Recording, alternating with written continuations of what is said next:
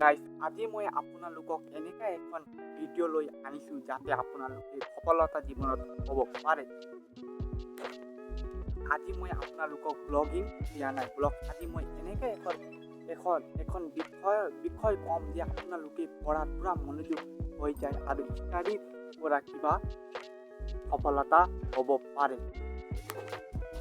যে আপোনালোকে যেতিয়া পঢ়িব, যেতিয়া লিখিব, তেতিয়া আপোনালোকে যেতিয়া পাঠ পঢ়িব তেতিয়া বুজি পৰা পঢ়িব লাগে। কিন্তু এইটো বুজি পৰা পঢ়িলে মাইণ্ডত সোমাই যাব যে এইটো মই পঢ়িছিলোঁ, এইটো মুখস্থ কৰিলে যে 1-2 দিন কাৰণে মাত্ৰ হয়, তাৰ ভিতৰত পাহৰি যায়। কিন্তু বুজি পৰা পঢ়িলে কেতিয়াও নাপাহৰিব।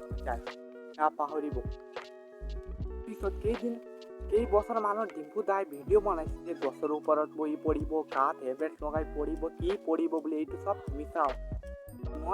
মই কৈছোঁ যে আপোনালোকে গাত গছ হেলমেট লগাই পঢ়িব নালাগে। আপোনালোকে এক জেগাত ফিটিং হৈ বহুত কনফিডেন্স হৈ কিন্তু এইটো আপোনালোকে যেতিয়া পঢ়িব তেতিয়া এইটো বুজি পৰা পঢ়িলে গছত উঠিবই নালাগে, কাৰণ আপোনালোকে এইটো বুজি পৰা পঢ়িছে, মাইণ্ডত সোমাইছে, সেইকাৰণেতো আপোনালোকে দেখিব পাৰিছে। সেইকাৰণে মই ক'ম যে আপোনালোকে বুজি পৰা পঢ়ক। বুজি পৰা আমাৰ মাইণ্ডত কিবা সোমাই যায় আৰু তাত কি কৈছা গুপ্ত কথা এইটোৱে বুজি পাওঁ। কিছুমানে দেখা যায় যে SSLC বা HS এক্সামত 90, 80, 85 পায়।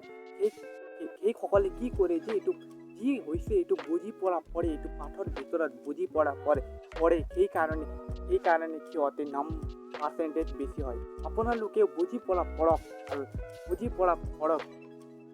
তো আজিৰ ভিডিঅ' ইমানে। মোৰ ভিডিঅ' যদি ভাল লাগিছে যদি লাইক শ্বেয়াৰ ছাবস্ক্ৰাইব কৰি দিব বুলি মই আশা ৰাখিছোঁ। মই এটা সৰু ক্ৰিয়েটৰ হয়, মোকে এটা ছাবস্ক্ৰাইব কৰি দিব পৰা